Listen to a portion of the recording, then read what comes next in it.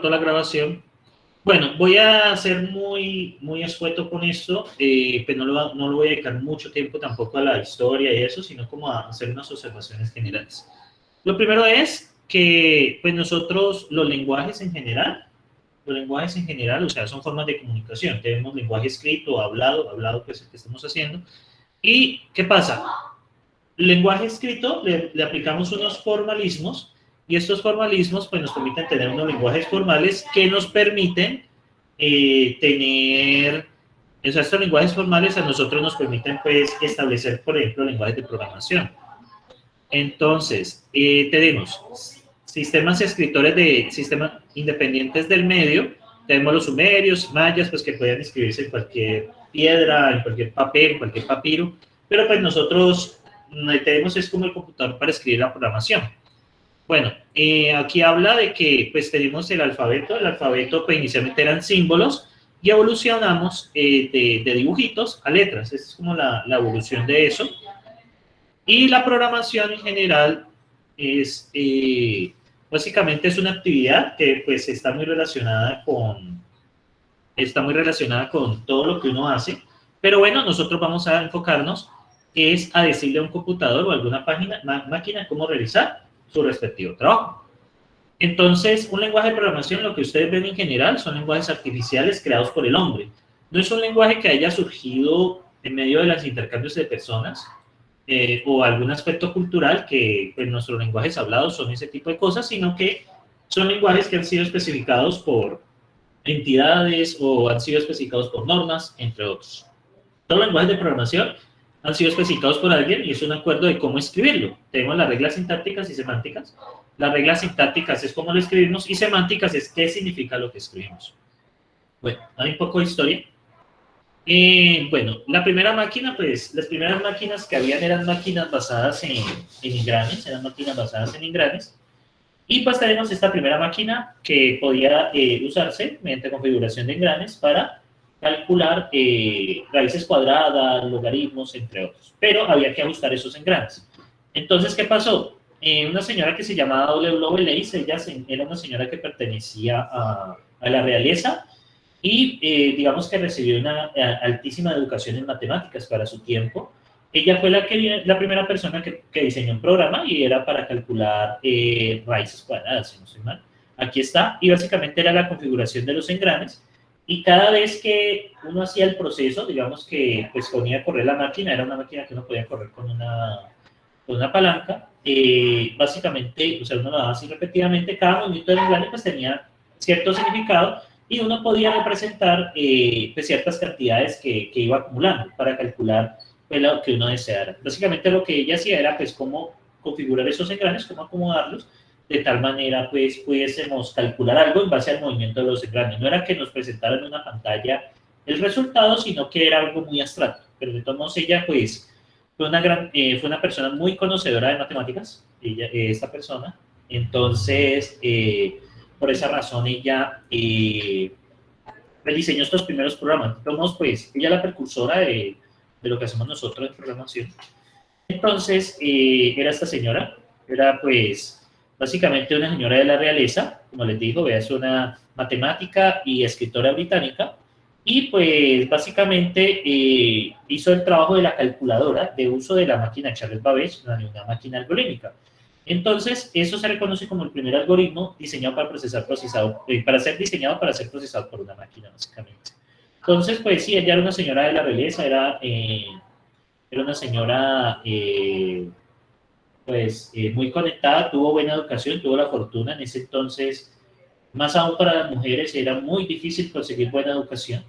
Entonces, bueno, esta persona, gracias a ella, pues, digamos que fue un precursor de lo que eran pues, lo que eran nuestros programas. Como les mostré el programa, bueno, no es que usara una laptop, ¿no? Ojalá hubiera podido aportar más, sino que, pues ella básicamente, como les muestro, eso es una configuración de engranes. No, realmente, pues, no hay mucho que decir, miren. Y cómo puede ser, miren, y estos son cómo se meten los datos, cómo se mueven los engranes están codificados y cómo podemos codificar las variables allí. Ella introdujo la idea de variable mediante una representación en una máquina mecánica. Eso era una máquina mecánica, la máquina de Charles Babbage, no era una máquina que guardara en transistores ni nada de eso, sino era una máquina basada en las posiciones de los engranes y uno podía representar datos de esa manera. Entonces, de esta manera, pues ella pudo calcular, estos son los números de Bernoulli, es una combinatoria, es la cálculo de la combinatoria de N y C. Y bueno, entonces, básicamente se hacía paso por paso y como ven está el concepto de variable y el concepto de operación. O sea, desde el siglo XIX se tiene claro eso para la programación, el concepto de variable y el concepto de programación. Eso podemos hablar en general sobre ella. Entonces, bueno, básicamente tiempo después se dieron cuenta que eso de los engranes podíamos representarlo a través de tarjetas perforadas, eso es lo que habla esa historia ahí. Entonces la tarjeta perforada, perforated card. Entonces, básicamente estas tarjetas perforadas es lo que nosotros, bueno, eso es un eBay. Estas tarjetas perforadas, pues, dependían del orden y básicamente, pues, nos decían en cómo ingresábamos los programas. Como ven, hay diferentes líneas de código y de acuerdo al lenguaje de programación, usted podía meter tanto datos como instrucciones. Entonces, dependía del lenguaje de programación y bueno, cuando había un roto, un hueco, significaba un 1. En otro caso, se lo tomaba como un 0. Y cada tarjeta perforada tenía, en este caso, 80 líneas, 80 bits. Entonces, esta tarjeta perforada tenía 80 bits, miren acá. Y de acuerdo a la línea de código que uno, o sea, este es 80 por 9, o sea que podías codificar aproximadamente 800 menos 80, 720 bits. ¿Sí? 720 bits es una cantidad muy pequeña. Y por esa razón, para codificar programas complicados, pues, ¿qué tocaba hacer? Pues esto, ¿sí? Ustedes pueden, por ejemplo, preguntar a los profesores que ya pues son de edad y son ingenieros de sistemas, pues las tesis se presentaban de esta manera, ¿sí? De esta manera. Entonces, cualquier programa contable, pues usualmente, bueno, era un pool de tarjetas perforadas y bueno, entonces, eso es lo que pues, se hacía en ese entonces, se iba a representar un rango de bits. Y como les digo, la máquina primero pedía los datos y luego pedía las instrucciones. Y tocaba pasárselas así en binario. Entonces, eso es lo que se planteó desde esa época, se planteó eso. ¿Sí? Desde esa época se planteó esa parte. Entonces, bueno, por allá, pues, damos un salto muy grande. Anteriormente, las máquinas de ese estilo, pues, solo servían para un solo propósito, era para ciertos cálculos de matemáticos, para hacer cierta demostración, pero ya por allá en la Segunda Guerra Mundial las computadoras pasaron a ser de propósito general, bueno, con los grandes aportes que hizo también el equipo que trabajó con Alan Turing en eso. Una computadora de propósito general para calcular distancias, para calcular, digamos, posiciones de aviones, para descifrar códigos de los nazis, entre otros. Más que todo, la Segunda Guerra Mundial fue la que impulsó este tema de, ¿dónde está pantalla completa? Bueno, no importa. Impresión, pantalla completa. Bueno, no importa. Entonces, aquí está. Entonces, pues aquí nosotros teníamos este aspecto de eso. Bueno, entonces, acá, por ejemplo, está un conjunto de instrucciones que seguía siendo, pues, básicamente en binario las instrucciones y datos que queríamos meterle a la máquina. Esto se hacía, pues, a través de esas tarjetas perforadas. Bueno, ya los primeros lenguajes de programación nacen después de la Segunda Guerra Mundial y, pues, básicamente son mnemotécnicos. Es lo que ustedes vieron en arquitectura de computadores. Y bueno, entonces, nacen los idiomas A1, A2, por allá en los años 50. Y como ven, estos lenguajes pues aceptan son instrucciones de código. Por ejemplo, en UNIVAC tenemos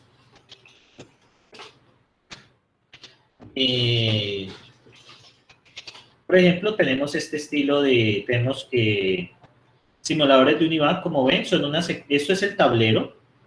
Y a partir de acá, pues nosotros podemos escoger qué instrucciones darle, ¿sí? Y pues qué salidas queremos. Pueden ser, bueno, trasladar la impresora o mostrar la salida acá. Digamos que esta era la máquina en ese entonces. Y bueno, Bueno, vamos a darle Start, miren. Pues obviamente pues no está haciendo nada, no le he escrito aquí nada. No le he escrito aquí nada, bueno. Entonces, bueno, ¿hay algún memo, alguna... Entonces, miren, acá, ¿cómo se configuran los programas? Ustedes, pues, a base de estos botones van especificando cómo son las entradas del programa. Entonces, por ejemplo, acá, miren. Bueno, acá también, miren. Acá hay otro, no sé si me acuerdo. Miren, acá hay otras operaciones que le podemos indicar. Entonces, como ven, no era como la programación que nosotros, miren, y aquí empiezo a programación, ¿sí? Pero realmente uno aquí no está muy consciente de lo que está haciendo. Bueno, básicamente es esto. Bueno, podemos ver la memoria, miren, y pues podemos ordenar pues que lo traslade a la impresora para imprimir una secuencia de números, sea lo que sea que estemos haciendo allí. Como ven, no es una programación para nada intuitiva. Sin embargo, pues ya aparecen estos lenguajes, esperen, ya aparecen estos lenguajes donde tenemos esto, ¿no? Podemos programar en base ya a instrucciones que damos a través de botones y a través de tarjetas perforadas.